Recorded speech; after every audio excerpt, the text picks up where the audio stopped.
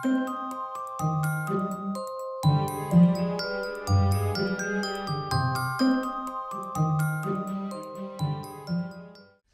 Rabbi T's friends. My name is Loren. I'm also a rabbinical student, and so grateful to have Rabbi T and our friend Sruly along to join us at Rikers for Passover.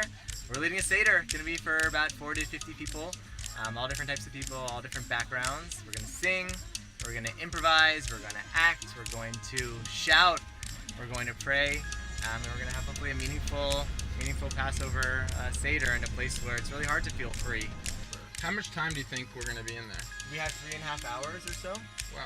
Loren, how did you get started with this? So basically, my first day of rabbinical school, I heard that there was an opening for Rosh Hashanah Yom Kippur, and I just jumped on it. I wasn't sure what I was doing in rabbinical school, and I'm still about 100% sure, but that's something I definitely wanted to do. You know, a population that's really been forgotten about. A friend of mine actually served 7 months in there, and he told me what it was like. And actually the really important work that rabbis do. And it's been a really, really enlightening experience. It's really shaped the way I see people around me, even on the outside. I studied psychology as an undergrad, and one thing we talked about was person-first language. So not referring to somebody as a schizophrenic, but somebody who has schizophrenia. And in a way, I feel like that might even be applicable here too as well. They're not criminals, but people who have committed or have been accused of committing a crime. And who are you? Hi, I'm Sruly. I am a writer. This is the first time I've met Sruly. We had one video chat conversation before this, and we were diving in together. It's funny, I am the one non-rabbi here, although it won't be the first time that I, not a rabbi, will be called rabbi, given that I used to work in the Jewish post-mortem industry. Post-mortem? I worked for the Chevra Kadisha for 9 years.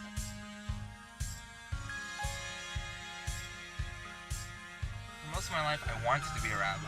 The kind of rabbi I wanted to be, I was always clear in. And it was simply a rabbi for everyone, including the subaltern. I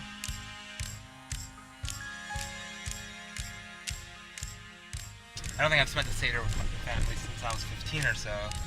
And for me, the seder really is about the joy that comes from, in terms of the freedom to choose who you want to be family, and who you want to celebrate freedom with, and who you want to be free with. So, I had to learn, sort of, not in a hard way, I had to learn what it means to, have to improvise and to make a seder, both in your life and in the sense of you being able to actually attend a meaningful seder. And that's really a beautiful idea, because seder means order. Yeah. And so it's just to be able to get the order together for a single night is not an easy thing, actually, and nor for a day nor for a life. Not for a life.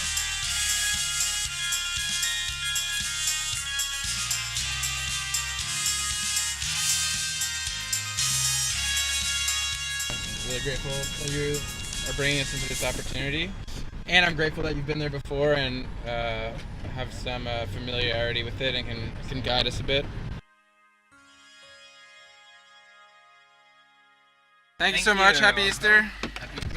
Jump out of the cab, and we're now at this dingy-looking security checkpoint before actually getting to Rikers Island. We handed in our identification, and it turns out, really unfortunately, that Sruly did not bring the right points of identification, and so they did not let him come through with us. It was a really sad moment. You could tell even just in that last footage how much Sruly was excited to do this.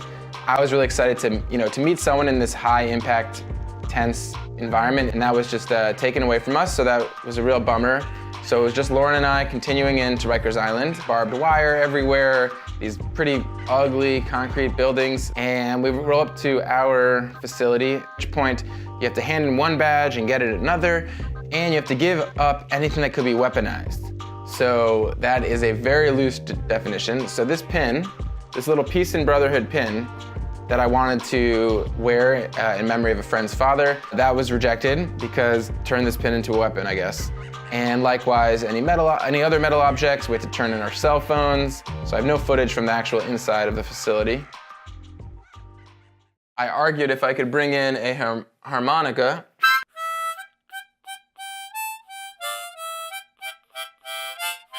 So I argued with them, and they let me take in the harmonica. Going through that kind of security, I start getting a little bit nervous, and they also have some posters helping you identify gangs that you might run into. So, a bunch of things that were making me a little uncomfortable. I like to get to an event well in advance so that I can set up, know the room. Unfortunately, we get to the room, 60 inmates present, 50 men and 10 women, and the women had to stay seated separately from the men. About a quarter of the people, 15 people or so, had Jewish upbringings, knew what Passover was about, were excited for different aspects of the seder, knew the songs. A quarter had been exploring Judaism on the inside in some meaningful way. And about half were really using this, it seemed to be, using this designation to be part of this, just to be part of the events or to get the crappy kosher meal instead of the crappy regular meal. This huge gymnasium with loud fans blasting and officers all around the outskirts. Loren and I decided, the seating would be best if it was in a circle, so we asked the men to get up and start moving tables around, and they do, and they put them in a circle, and then the officers call us over, frustrated with us, because they say, you can't just put them in a big circle, that's dangerous. If a fight breaks out on the inside of the circle, the guards would have trouble breaking it up. And so then we start removing tables so that there's various entry points.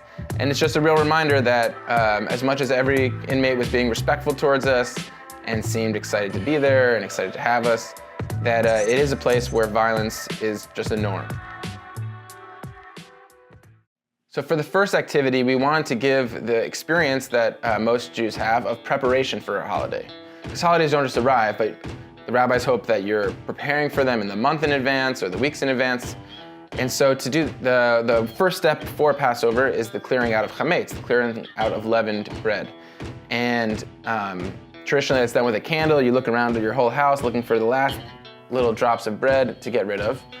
But there's definitely been a spiritual understanding of chametz, which is all the stuff we're trying to get rid of in our lives. So we taped up words, cut out sheets of paper all over the wall, different words on them like lust, greed, self-loathing, hatred, violence. And then we instructed the inmates to go and grab one of these chametz, one of these vices that they thought applied to themselves.